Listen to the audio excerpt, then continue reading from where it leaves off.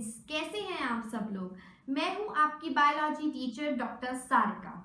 So, as you all know that we are running through very wonderful sessions of physics, chemistry, maths, bio and social science. तो अगर आपने अभी भी subscribe नहीं किया है तो सबसे पहले आपको क्या करना है, आपको हमारे चैनल को सब्सक्राइब करना है, बेल आइकन पे प्रेस करना है ताकि जितने भी अदर सब्जेक्ट्स हैं उनके नोटिफिकेशन भी आपको टाइम टू टाइम मिलते रहे। राइट। सो प्रीवियस सेशन में हमने क्या डिस्कस किया था, हमने अपना चैप्टर 6 कंप्लीट किया था जो है आपका लाइफ प्रोसेस। उसमें हमने स्टडी किया बहुत सारी लाइफ प्रोसेस के बारे में। हमने लेवल्स ऑफ ऑर्गेनाइजेशन पढ़ा। क्या था उसका निमोनिक? उसका निमोनिक था सीधा ओजोन लेयर, जिसमें हमने सेल्स के बारे में पढ़ा, टिश्यूज के बारे में पढ़ा, ऑर्गन के बारे में पढ़ा, ऑर्गन सिस्टम के बारे में पढ़ा। राइट। फिर हमने बहुत सारी लाइफ प्रोसेस डिस्कस की, जिसमें पहला आपका था nutrition in amoeba and nutrition in human being. हमने ट्रांसपोर्टेशन भी पढ़ा in plants as well as in animals. हमने एक्सक्रीशन भी पढ़ा, वो भी हमने प्लांट्स में भी पढ़ा और एनिमल्स में भी पढ़ा। सो बेसिकली हमने प्रीवियस चैप्टर में जो भी डिस्कस किया वो प्रोसेस के बारे में डिस्कस किया। Right. Now today I am going to start with the new chapter of class 10th, that is chapter number 7, control and coordination. Right. अब ये चैप्टर इम्पॉर्टेंट है, मज़ेदार है, क्योंकि इसमें भी हम बहुत सारी इंटरेस्टिंग चीज़ें पढ़ने वाले हैं। जैसे कि इस चैप्टर में आप पढ़ेंगे सेंट्रल नर्वस सिस्टम के बारे में, तो वो तो बहुत मज़ेदार है, जिसमें एक ह्यूमन ब्रेन भी है आपका टॉपिक। और मैं आपको इस सेशन में इस चैप्टर के ओवरऑल सेशंस में ह्यूमन ब्रेन का डायग्राम भी सिखाने वाली हूँ। जनरली मैंने देखा है स्टूडेंट्स को बहुत दिक्कत होती है ब्रेन के डायग्राम को ड्रॉ करने में, तो मैं कोशिश करूंगी कि ईजीएस्ट वे में मैं उसको आपको सिखाऊं कि कैसे वो डायग्राम ड्रॉ किया जाता है, प्लस उसकी जो भी फंक्शनिंग है वो हम इस चैप्टर में डिस्कस करने वाले हैं। राइट। उसके अलावा हम स्ट्रक्चर ऑफ न्यूरॉन पढ़ने वाले हैं, हम रिफ्लेक्स एक्शन के बारे में पढ़ेंगे, रिफ्लेक्स आर्क के बारे में पढ़ेंगे, हार्मोन्स के बारे में पढ़ेंगे, कैसे कौन सा हार्मोन एनिमल्स में किस तरीके से फंक्शन करता है, और एनिमल्स के साथ साथ हम ये पूरा कंट्रोल एंड कोऑर्डिनेशन प्लांट्स में भी डिस्कस करने वाले हैं। तो है ना इंटरेस्टिंग टॉपिक्स, कितने सारे टॉपिक्स आपके पास हैं। राइट। तो चलो स्टार्ट करते हैं हम हमारे चैप्टर को, जो है आपका कंट्रोल एंड कोऑर्डिनेशन। अब कंट्रोल एंड कोऑर्डिनेशन, जैसा कि मैंने आप सबको बोला कि हम दो चीजों में इसको पढ़ने वाले हैं। राइट। एक प्लांट्स में और दूसरा एनिमल्स में, कंट्रोल एंड कोऑर्डिनेशन। ठीक है। अब पहली चीज, कंट्रोल एंड कोऑर्डिनेशन होता क्या है। जैसा कि कंट्रोल मीन्स मैं अपनी बॉडी को कैसे कंट्रोल और कोऑर्डिनेट कर लूँ। फॉर एग्जाम्पल मेरे हैंड मूवमेंट्स, राइट, कहाँ जा रहे हैं, कैसे जा रहे हैं, कब जा रहे हैं, ये मेरे कंट्रोल में है। क्लियर। जैसे मेरी आईज, कब मुझे कैमरे के सामने देखना है, कब मुझे स्क्रीन पर देखना है, तो ये मैं कंट्रोल कर रही हूँ कि मुझे कब कहाँ देखना है। सिमिलरली हैंड्स की अगर मैं बात करूँ तो कब मुझे लिखना है, कब मुझे पेन को ड्रॉप करना है, ये सारी चीजें जो है मेरे कंट्रोल और कोऑर्डिनेशन से चल रही हैं। एक और बहुत अच्छा एग्जांपल मैं आपको इस चैप्टर से रिलेटेड बताती हूँ, जो ओवरऑल आप पढ़ोगे, आगे भी ये एग्जाम्पल बार बार आएगा और आपको तब क्लियर होगा कि ये किस रिस्पेक्ट में है। जैसे कि हमारे सामने अगर कोई भी हॉट ऑब्जेक्ट या हॉट थिंग रखी है और जब आप उसको टच करते हो तो आपका पहला रिएक्शन क्या होता है? आपका पहला रिएक्शन होता है stay away from the hot object. Right. यही होता है ना। अब ये जो आपका एक्शन रिएक्शन हुआ, आपने टच किया, आपने उस टच करते ही उसको हटाया, ये फ्रैक्शन ऑफ सेकेंड्स में होता है। और ये कैसे पता चलता है? ये हमारे कुछ ऑर्गन सिस्टम्स होते हैं, कुछ ऑर्गन्स हमारी बॉडी में होते हैं जो हमारे ब्रेन तक ये इंफॉर्मेशन लेके जाते हैं कि हमें क्या करना है। और ये सारे के सारे जो स्टिमुलस होते हैं ये हमारे एनवायरनमेंट में प्रेजेंट होते हैं। राइट। उसी के रेस्पेक्ट में तो हम रिएक्ट करते हैं ना। तो बेसिकली हम कंट्रोल एंड कोऑर्डिनेशन में यही सब चीजें पढ़ने वाले हैं।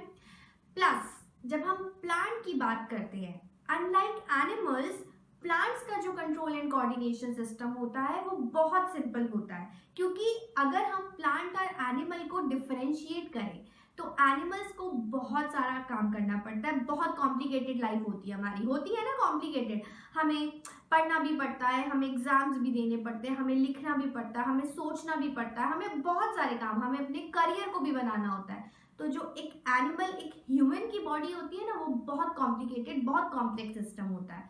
बट प्लांट की बॉडी की अगर हम बात करें, उसको कुछ नहीं करना है, उसको एक जगह पर रहना है और वहीं पे उसको उसकी ग्रोथ करानी है। तो दैट मीन्स एनिमल्स और प्लांट्स की अगर मैं बात करूं तो एनिमल में कॉम्प्लेक्स सिस्टम होता है कंट्रोल एंड कोऑर्डिनेशन को लेके, प्लांट्स में बहुत सिंपल सिस्टम होता है, राइट। तो सबसे पहले हम डेफिनेशन की बात करेंगे कि कैसे कंट्रोल एंड कोऑर्डिनेशन होता है, और भी मैं एग्जांपल आपको बताती हूँ कि इससे आपको और क्लियर हो जाएगा कि कंट्रोल एंड कोऑर्डिनेशन का यहाँ क्या मतलब है। जैसे एक जिम्नास्ट टाइट रोप होती है ना, उस पर वो वॉक करता है, तो कैसे करता है वो, उसके बैलेंस, उसको कैसे कंट्रोल करना है, वो सब चीजें उसे मालूम होती है और कितने अच्छे से वो कंट्रोल करता है और उस रोप पर वो चल पाता है। और भी बहुत सारे लेमन एग्जांपल्स आप ले सकते हो, जैसे कोई भी एक टीम है, कुछ ऑर्गेनाइज कर रही है, कोई इवेंट ऑर्गेनाइज कर रही है, तो कैसे करती है, आपस में कोऑर्डिनेट करके करती है। अब चलो अपना और मेरा एग्जांपल ले लो, मैं आपको पढ़ा रही हूँ, मैं पूरी कोशिश करती हूँ कि आपको ईजीएस्ट वे में हर चीज को एक्सप्लेन करूँ सो दैट आपको वो क्लियर हो जाए। तो अब कुछ बच्चों का कोऑर्डिनेशन तो मेरे साथ बहुत अच्छा बैठ रहा होगा कि जो मैं क्लियर कर रही हूँ, जो मैं समझा रही हूँ, वो आप इजीली समझ पा रहे हो। लेकिन ऐसा भी हो सकता है कि कुछ स्टूडेंट्स को ना समझ में आ रहा हो, है ना। तो उसके लिए क्या करना है, उसके लिए आपको कमेंट बॉक्स में अपने डाउट्स बताने हैं, मैं और कोई तरीका ढूंढूंगी उसको करेक्ट करने का और आपके डाउट्स को क्लियर करने का। ठीक है, तो अभी इतने एग्जाम्पल्स काफी हैं इस चैप्टर को स्टार्ट करने के लिए, राइट। तो अब हम स्टार्ट करते हैं सबसे पहले डेफिनेशन से कि कोऑर्डिनेशन की डेफिनेशन क्या होती है। सो बेसिकली जो कोऑर्डिनेशन है वो आपका इंटरैक्शन है टू और मोर ऑर्गन्स के बीच का। हमने ऑर्गन सिस्टम पढ़ा है, हम सेल से स्टार्ट करते हैं। हमने सेल्स के बारे में पढ़ा है, हमें पता है all the living organisms they are made up of cells. ठीक है, हमने सेल्स के बारे में पढ़ा।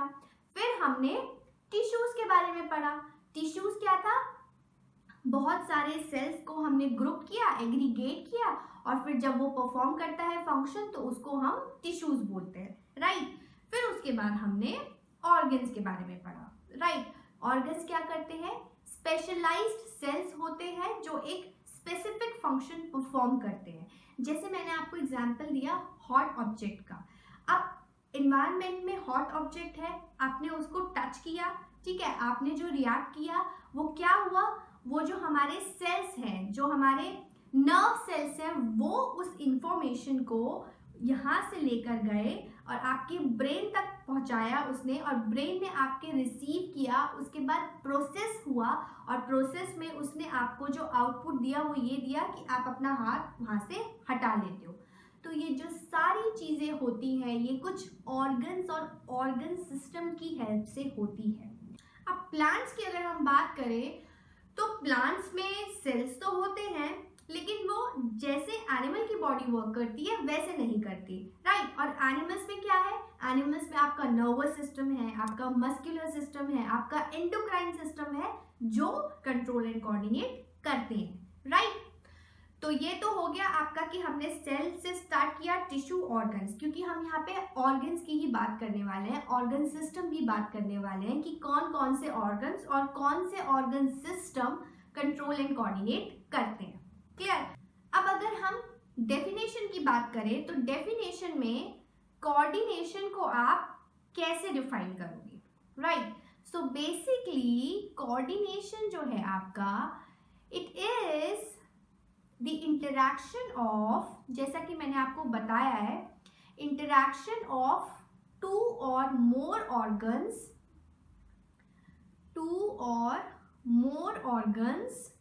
अच्छा, ये जैसे मैंने न्यूमेरिक वैल्यू लिख दी ना यहाँ पे 2, आपको एग्जाम में ऐसे नहीं लिखना है, आपको TWO वाला 2 लिखना है, ठीक है। 2 or more organs of an organism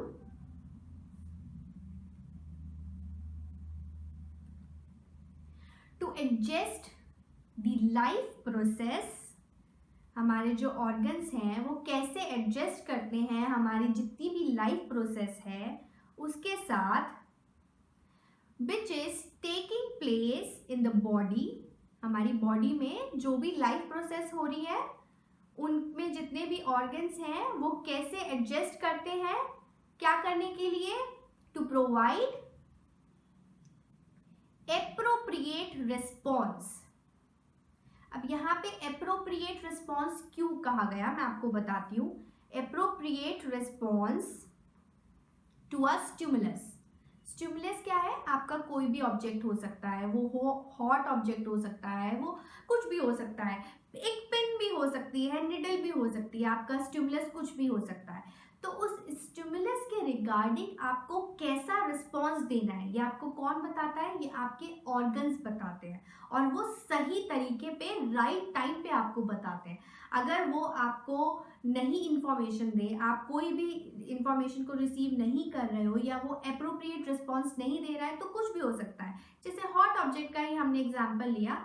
अब क्योंकि आपको राइट टाइम पर एप्रोप्रिएट रिस्पॉन्स मिल रहा है इसलिए आप उसको हटा पा रहे हो, ठीक है। अब क्योंकि हमने रिस्पॉन्स की बात की और जो रिस्पॉन्स है वो स्टिमुलस पे रिस्पॉन्स करता है कि आपका स्टिमुलस कैसा है। अब इसके लिए बहुत सारे सेंस ऑर्गन्स भी होते हैं।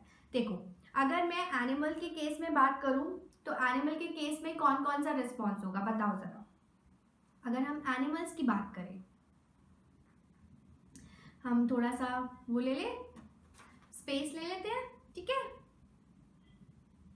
देखो बच्चों, जब हम एनिमल्स की बात कर रहे हैं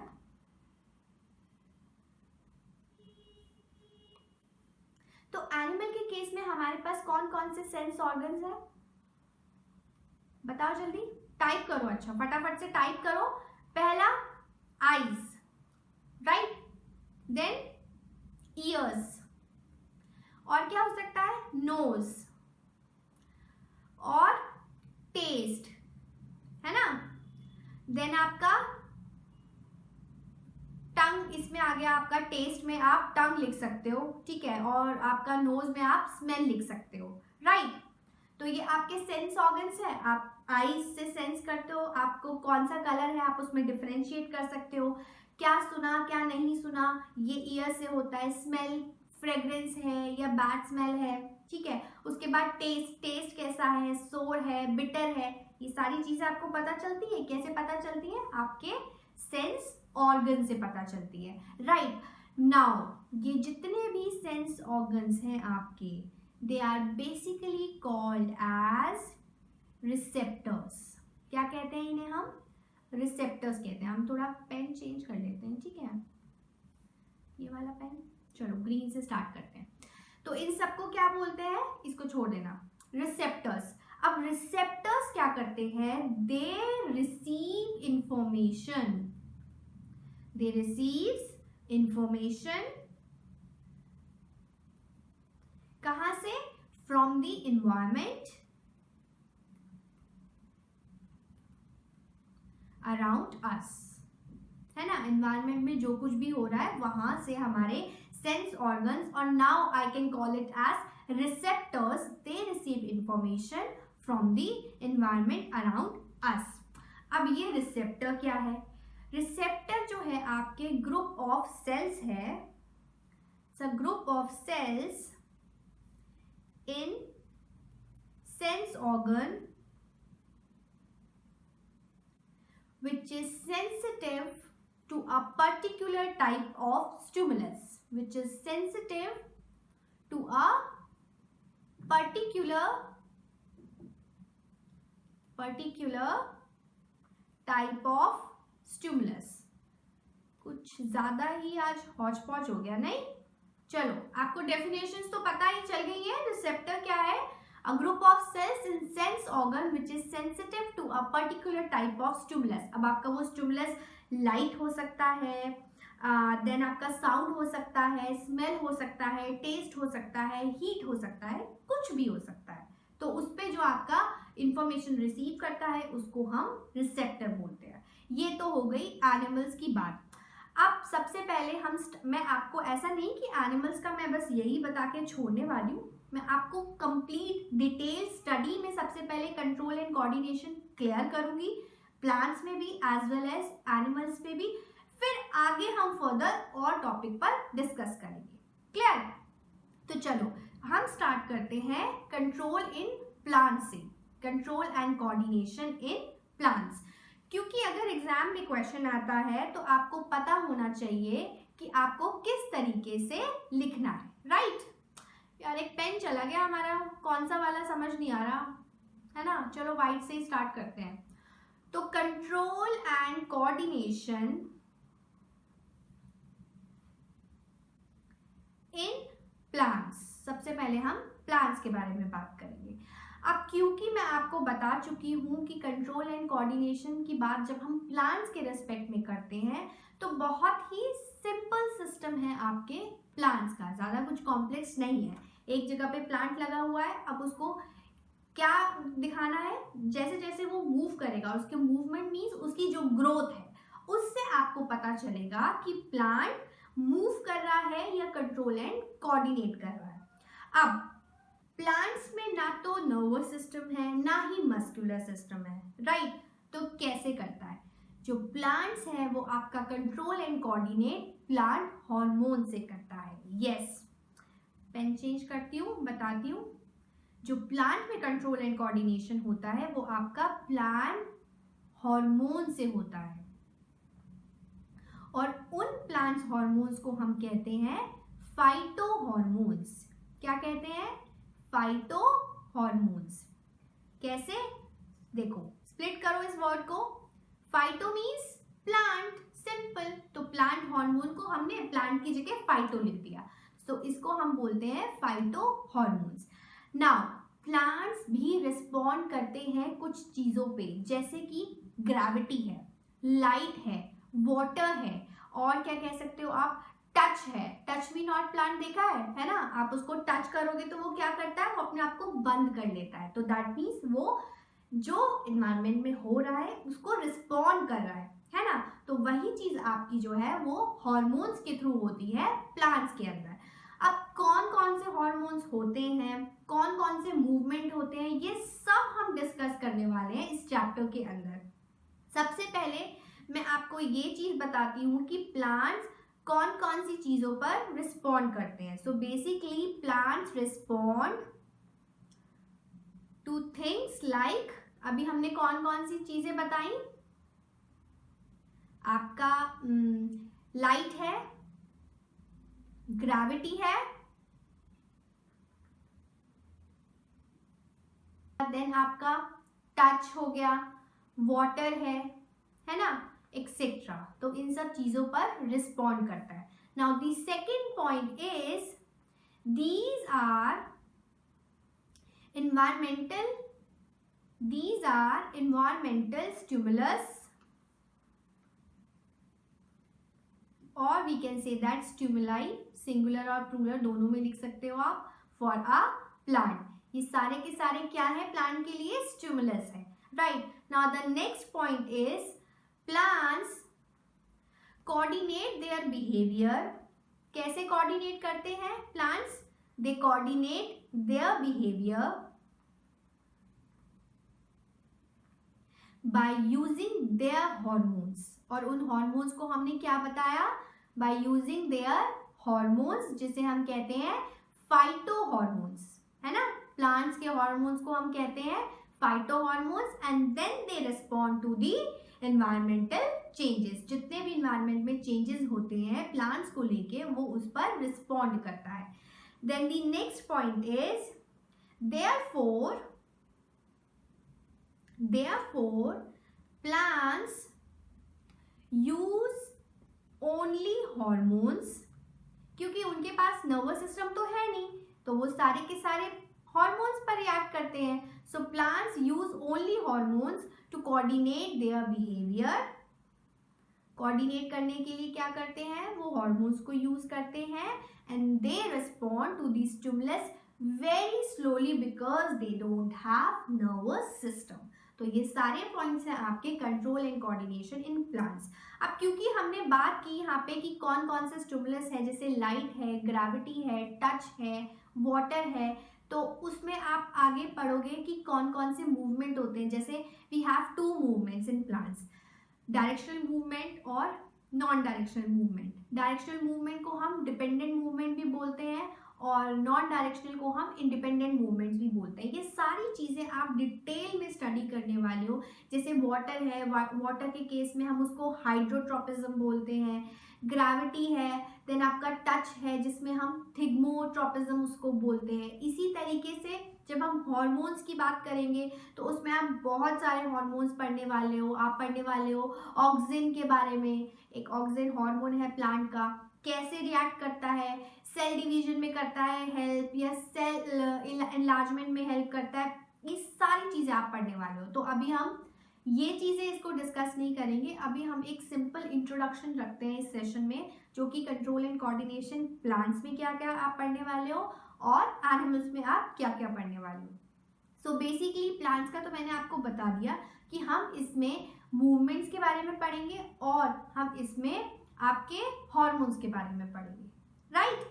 अब नेक्स्ट जो है आपका इस टॉपिक में वो है आपका control and coordination in animals. Animals में कैसे हम कोऑर्डिनेट करते हैं, ठीक है। तो उसके भी मैं आपको पॉइंट्स लिखवा देती हूँ सो दैट एग्जाम में आपको कोई प्रॉब्लम ना हो, राइट। तो नेक्स्ट हमारा control and coordination in animals. अब क्योंकि हमने एनिमल्स की तो पहले भी बहुत सारे एग्जाम्पल्स हमने ले लिए हैं कि कैसे वो रिस्पॉन्स करता है, नर्वस सिस्टम के थ्रू करता है, एंडोक्राइन सिस्टम के थ्रू करता है ना। तो ये सब चीज़ें तो हम डिस्कस कर चुके हैं। अभी मैं क्या चाहती हूँ कि अगर एग्जाम में ये क्वेश्चन आता है 2 मार्क्स या 3 मार्क्स, तो आपको पता होने चाहिए कि आपको पॉइंट्स क्या क्या लिखने हैं इसमें, ठीक है। तो पहले पॉइंट से स्टार्ट करते हैं। हम पेन का कलर चेंज कर देते हैं ताकि आपको क्लियरली दिखे। Now the first point in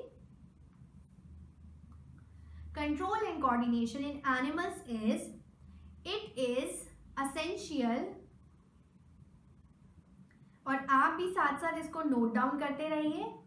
it is essential in living organisms।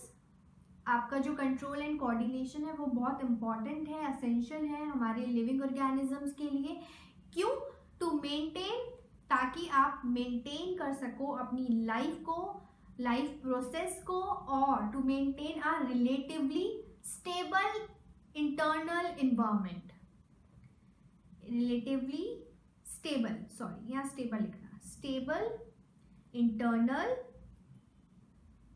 State, इनको मेंटेन करने के लिए as well as respond to, क्या है टाइप करो जल्दी से, प्लांट्स में पढ़ा है ना, किससे रिस्पॉन्ड करते हैं, respond to various stimulus, right.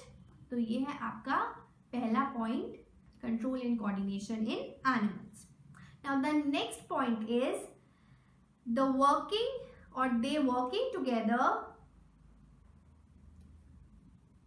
The working together of various organs. हमने बात की कि ऑर्गन्स जो हैं वो आपके फंक्शन करते हैं ऑर्गेनिज्म की बॉडी के अंदर in an, not a, it's an an, in an organism. क्या करने के लिए? टू प्रोड्यूस एप्रोप्रिएट रिस्पॉन्स, और यहाँ पे आप लिख सकते हो टू प्रोड्यूस प्रॉपर रिस्पॉन्स। कुछ भी, जो भी आपकी इंग्लिश वो आपकी है, आप क्या लिखना चाहते हो, कौन सा वर्ड यूज करना चाहते हो, आप पर डिपेंड करता है। So to produce proper response to stimulus और रिस्पॉन्ड टू स्टिमुलस, जिसको हम क्या बोलते हैं, इसको हम बोलते हैं कोऑर्डिनेशन, है ना। इंटरैक्शन ऑफ 2 और मोर ऑर्गन्स, यही तो था हमारा कोऑर्डिनेशन। तो यहाँ पे हमारी कोऑर्डिनेशन की डेफिनेशन भी दोबारा से क्लियर हो गई। Now the third point is in animals control and coordination, मैं CNC लिख रही हूँ, control and coordination is done by the nervous system. Nervous system होता है जिसमें आपका आप पूरा सेंट्रल नर्वस सिस्टम के बारे में पढ़ोगे आगे, एंड एंडोक्राइन सिस्टम, राइट। तो ये दो सिस्टम है जिसमें आपका कंट्रोल एंड कोऑर्डिनेशन होता है। Now the fourth point is, अगर हम नर्वस सिस्टम की बात करें, so the nervous system is an क्या है, ऑर्गन सिस्टम है ना। और ऑर्गन सिस्टम कैसे बनता है, बहुत सारे ऑर्गन्स के साथ। So it is an organ system containing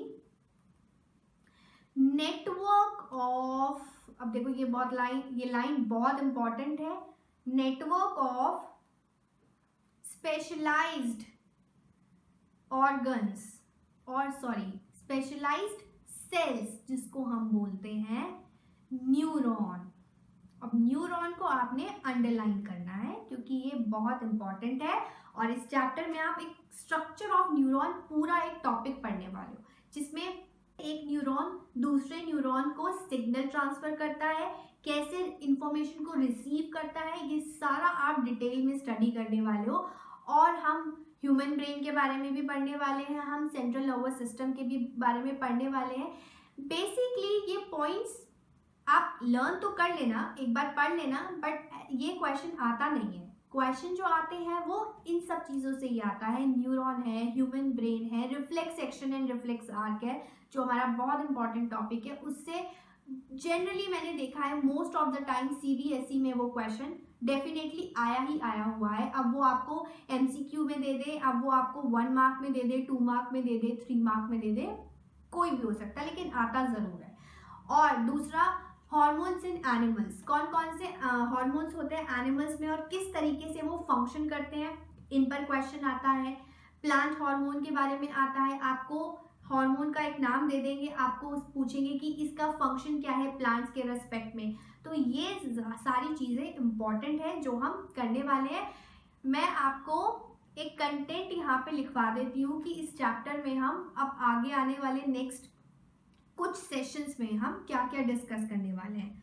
तो ये कंटेंट में, और आपको पता होना चाहिए कि आपने कोई भी क्लास मिस नहीं करनी है, क्योंकि अब ये चैप्टर भी उतना ही इम्पॉर्टेंट है जितना लाइफ प्रोसेस था। ऑल्दो इसका जो वेटेज है वो लाइफ प्रोसेस से थोड़ा सा कम है, वो हमने बताया था आपको 7 to 10 मार्क्स में आता है, ये आपका 5 to 7 मार्क्स में आता है। लेकिन इम्पॉर्टेंट क्या है वो मैं आपको बता देती हूँ कि कौन कौन से टॉपिक से ज़्यादा क्वेश्चन आने के चांसेस होते हैं, ठीक है।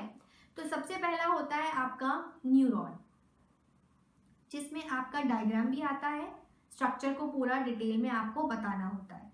दूसरा जो है आपका इम्पॉर्टेंट वो है reflex action and reflex arc. तो reflex action and reflex arc, ठीक है, ये इंपॉर्टेंट है, 2 मार्क के क्वेश्चन में आता है। तीसरा है आपका हॉर्मोन्स इन एनिमल्स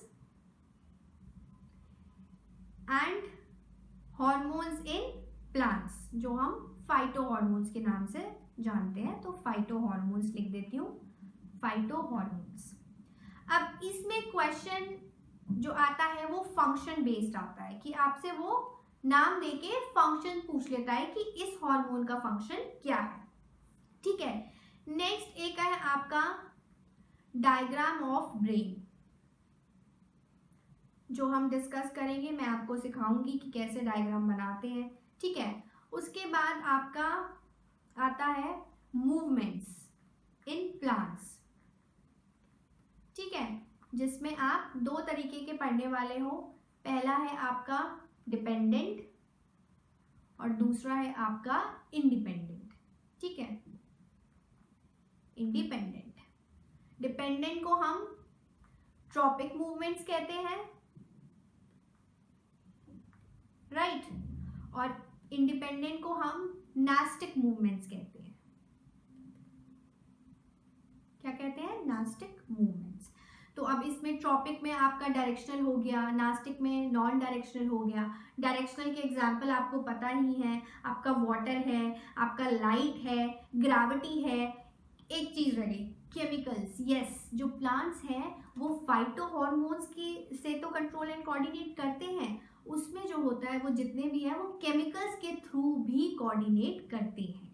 ठीक है, तो ये दो चीज आपको पता होनी चाहिए कि ट्रॉपिक मूवमेंट में हमारा जो है डायरेक्शनल मूवमेंट है और उसमें एक स्टिमुलस है और दूसरा केमिकल्स भी है जिसकी रिस्पेक्ट में वो कंट्रोल एंड कोऑर्डिनेट करते हैं। क्लियर? तो ये कुछ जो आई थिंक 1 2 3 4 5 6 ये 6 टॉपिक जो हैं इसमें बहुत इंपॉर्टेंट है।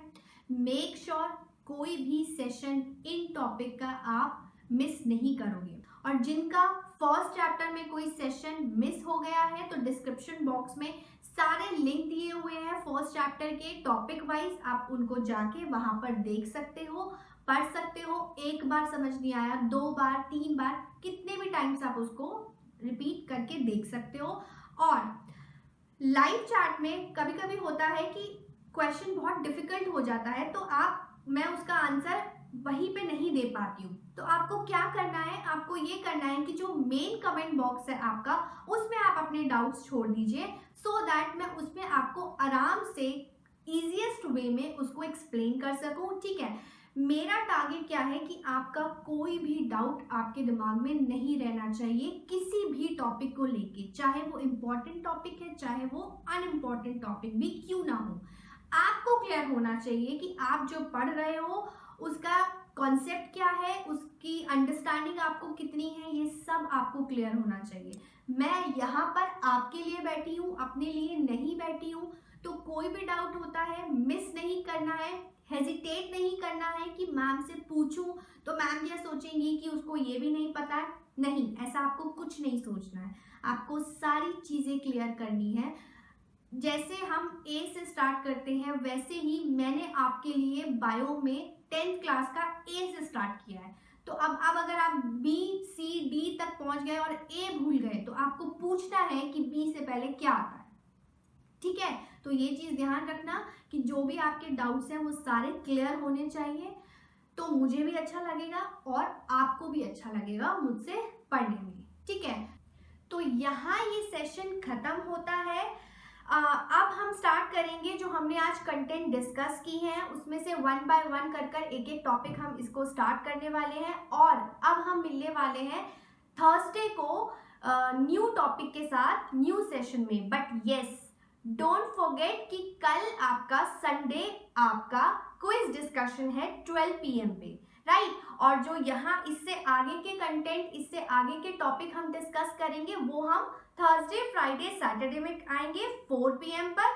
लेकिन क्विज के डिस्कशन के लिए मैं आपको ऑलरेडी बता चुकी हूँ कि हम मिलने वाले हैं संडे 12 PM, तो भूलिएगा नहीं। कल दोबारा से हमें फिर से एक बार और मिलना है हमारे चैप्टर 6 लाइफ प्रोसेस की क्विज के डिस्कशन के लिए। क्लियर? चलिए, तो अब मिलते हैं हम next Thursday. Till then keep revising, stay safe, stay home. Thank you, bye.